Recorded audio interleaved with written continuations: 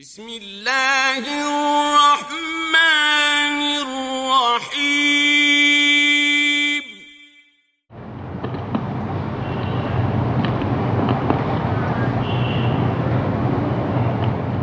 السلام علیکم ورحمۃ اللہ وبرکاتہ۔ بسم اللہ الرحمن الرحیم۔ عن محمد بن جحش رضی اللہ تعالی عنہ قال قال رسول اللہ صلی اللہ علیہ وسلم والذی نفسی بیدہ لو ان رجلا قتل فی سبیل اللہ ثم احیی ثم قتل ثم احیی ثم قتل وعلیہ دین ما دخل الجنۃ حتی یقضى عنہ دینہ، رواہ النسائی۔ محترم حضرات، سنن نسائی کی ایک حدیث آپ حضرات کے سامنے پیش کی گئی ہے، اور اس حدیث میں قرض کی سنگینی کو بیان کیا گیا ہے کہ قرض کا معاملہ اللہ کے نزدیک بہت ہی سنگین ہے، خطرناک ہے۔ اس شخص کے لیے جو لوگوں سے قرض کا معاملہ کرے اور واپس نہ کرے، دیکھنے میں ایک معمولی چیز ہے، لیکن یہ اتنا بڑا جرم ہے کہ ہمارے پاس ہماری زندگی کی بڑی سی بڑی نیکی بھی کام آنے والی نہیں اگر آدمی مقروض ہو کر کے مرتا ہے۔ بڑی سے بڑی نیکی بھی کام نہیں آئے گی۔ اس حدیث پہ اگر آپ غور کریں گے تو اتنی بڑی تو نیکی ہمارے پاس ہے ہی نہیں جس نیکی کا یہاں پر ذکر کیا گیا ہے۔ ایک مرتبہ محمد بن جحش رضی اللہ تعالیٰ عنہ کہتے ہیں کہ ہم نبی صلی اللہ علیہ وسلم کے ساتھ بیٹھے ہوئے تھے، آپ صلی اللہ علیہ وسلم نے اپنا سر آسمان کی طرف اٹھایا، پھر اپنے ہتھیلی کو پیشانی پر رکھا، افسوس کرتے ہوئے تعجب سے کہا سبحان اللہ ماذا نزل من التشدید، کتنا سخت حکم نازل ہوا ہے، کیسی سخت وعید آج بیان کی جا رہی ہے۔ صحابہ کرام کہتے ہیں کہ یہ حالت دیکھ کر ہم خاموش رہ گئے، سوال نہیں کیے کیا بات ہے، ہم گھبرا گئے۔ صحابی کہتے ہیں کہ دوسرے دن صبح کے وقت میں نبی صلی اللہ علیہ وسلم کی خدمت میں حاضر ہوا اور میں نے نبی صلی اللہ علیہ وسلم سے اس کی وضاحت مانگی کہ کل جو آپ بتا رہے تھے کہ بہت ہی سخت حکم نازل ہوا ہے، آخر وہ کون سا مسئلہ ہے؟ تو نبی صلی اللہ علیہ وسلم نے قسم کھا کر کے کہا والذی نفسی بیدہ، قسم ہے اس ذات کی جس کے ہاتھ میں میری جان ہے، لو ان رجلا قتل فی سبیل اللہ، اگر ایک آدمی اللہ کی راہ میں لڑ رہا ہے، اللہ کے دین کی نشر و اشاعت اور اللہ کے دین کی سربلندی کے لیے، مقصد بہت نیک ہے اور بہت بڑی خدمت ہے، اللہ کی راہ میں لڑتے ہوئے اسے شہید کر دیا جاتا ہے، قتل کر دیا جاتا ہے۔ نبی صلی اللہ علیہ وسلم نے کہا کہ پھر اس کو زندہ کیا جائے،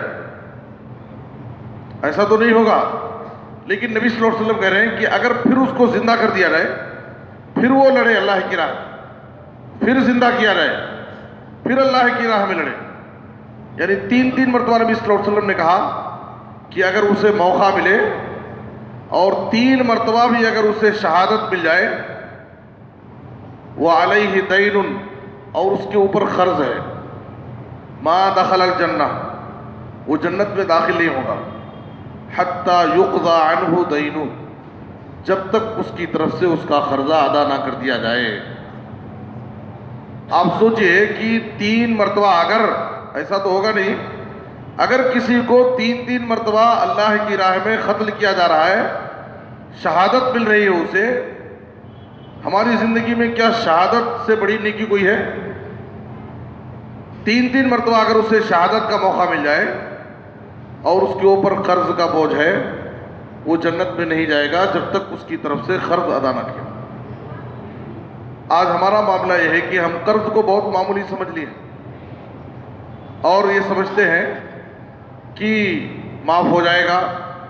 جنازے میں کھڑے ہو کر کے لوگ اعلان کر دیں گے کہ بھی قرضہ معاف کر ڈالو. لوگوں نے بہت آسان بنا لیا ہے قرضے کو.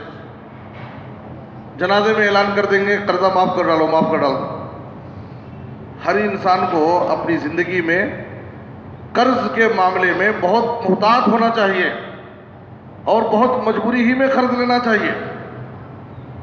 جھوٹی خواہشات کے پیچھے پڑ کر کے آدمی مقروض ہو اور پھر قرض کا بوجھ اس کے اوپر پڑ جائے اور وہ اس کو ادا نہ کر پائے اور اسی حال میں خدا نخواستہ اس کی موت ہو جائے، زندگی بھر کی نیکیاں کام آنے والی نہیں. 3 مرتبہ شہید ہو جائے تو بھی جنت میں داخل ہونے والا نہیں. صحیح مسلم کی حدیث میں نبی صلی اللہ علیہ وسلم نے کہا یغفر للشہید کل ذنب الا الدین، شہید کے سارے گناہ معاف کر دیے جاتے ہیں سوائے قرض کے. قرض معاف نہیں ہوتا.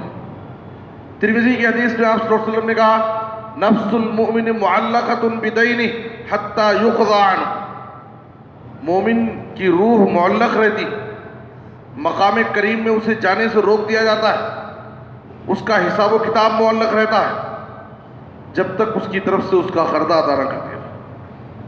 تو کوئی معمولی چیز نہیں ہے. اسی لیے قرض کے حلال اور جائز ہونے کے باوجود نبی صلی اللہ علیہ وسلم نماز میں دعا کرتے تھے اللہم انی اعوذ بک من المأثم والمغرم، میں قرض سے اور گناہ سے اے اللہ تیری پناہ چاہتا ہوں. صحابہ کرام نے کہا اللہ کے رسول جب قرض لینا اور دینا جائز ہے، حلال ہے، پھر آپ اتنا زیادہ قرض سے کیوں پناہ مانگتے ہیں؟ تو آپ نے کہا کہ آدمی جب مقروض ہو جاتا ہے تو بات کرے گا تو جھوٹ بولے گا، وعدہ کرے گا تو وعدے کے خلاف ہو جائے گا. ایک تو ٹائم دے گا کہ فلاں ہفتے میں دیتا ہوں، فلاں مہینے میں دیتا ہوں، 1 تاریخ کو دوں گا، 2 تاریخ کو دوں. وقت آ جائے گا نہیں دے پائے گا تو کیا کرے گا؟